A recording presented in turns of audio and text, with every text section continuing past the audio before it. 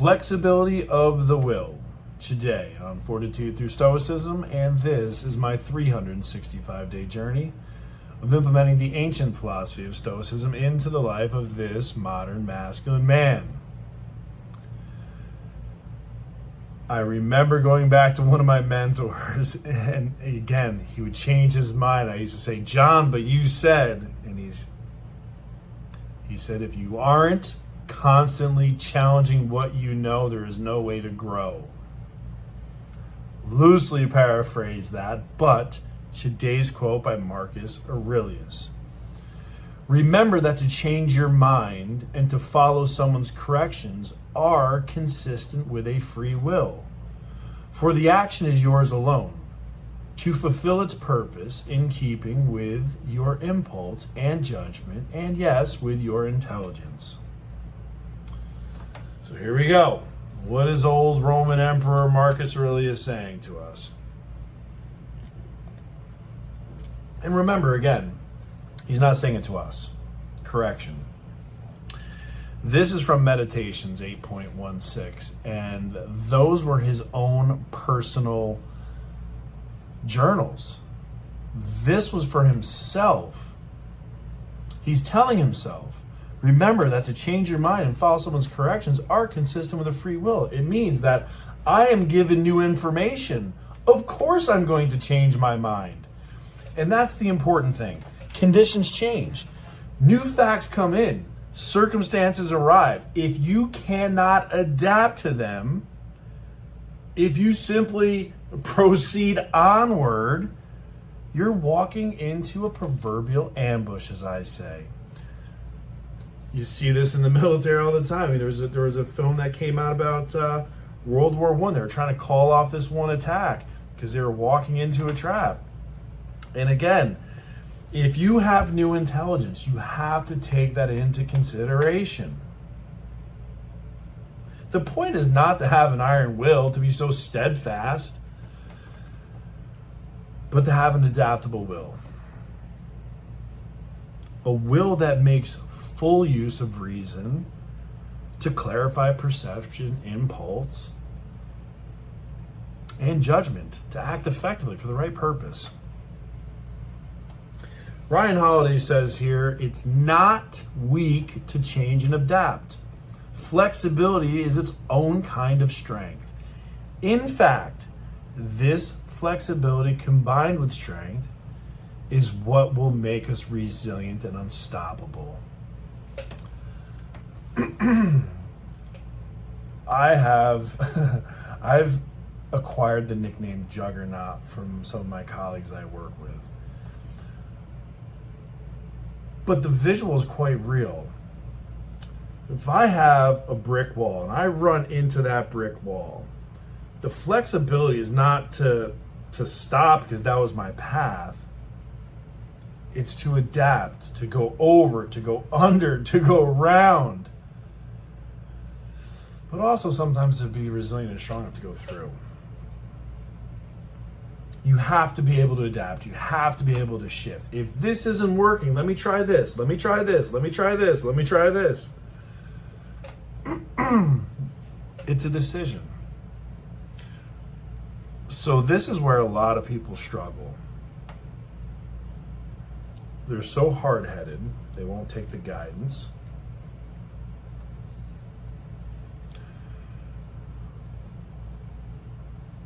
But from an individual perspective, from our own seat, from our own mindset, for me, I used to be too rigid. Now, I'm ready to shift. Have to be flexible, have to be dynamic, have to be ready to adapt. That is resilience. No matter what the situation is, I got to keep moving forward. Plane is delayed, next one's canceled. Okay, great. Pit stop for the night, grab the first one in the morning.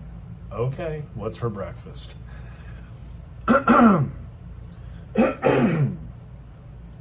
We're always going to face challenges in life.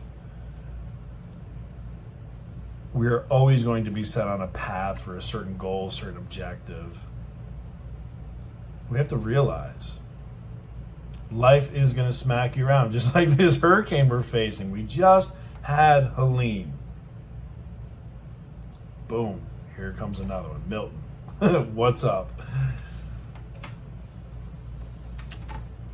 So, for example, even native Floridians are leaving this time because they just got the snot kicked out of them. And so this time they're saying, the information's a little different. This one's coming to hit us right smack in the jaw. It's one of the most powerful hurricanes they've had in history, one of the top 5 in the Atlantic. Yep, we're going to get out of town. So the information changed, so their decision changed. They're not hunkering in. People are leaving because the facts have changed, conditions change, new information, circumstances arise. You have to adapt or else you're left behind. So, mirror time, personal stock.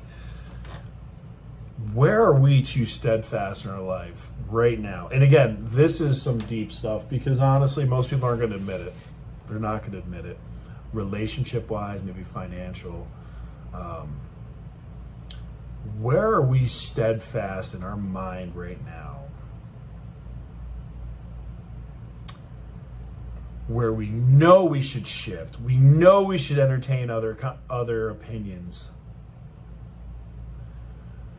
But we're just so dang determined.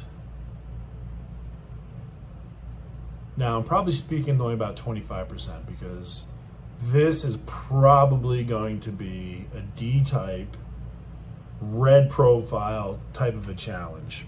Me. My type of personality, entrepreneur driven,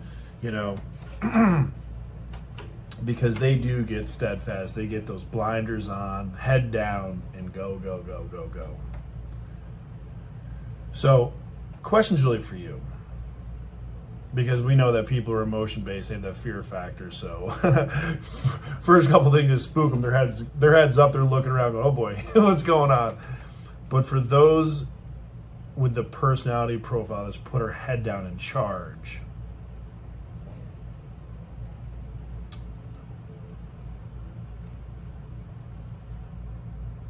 why are we not open to other opinions? Why are we so closed off? It's a challenge because even me, I know that I block people out just because I don't want to hear it. Maybe it's the waste of time. You've already tried it 12 different ways that people are going to suggest.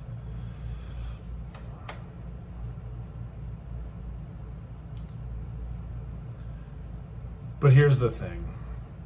This entire thing is about flexibility.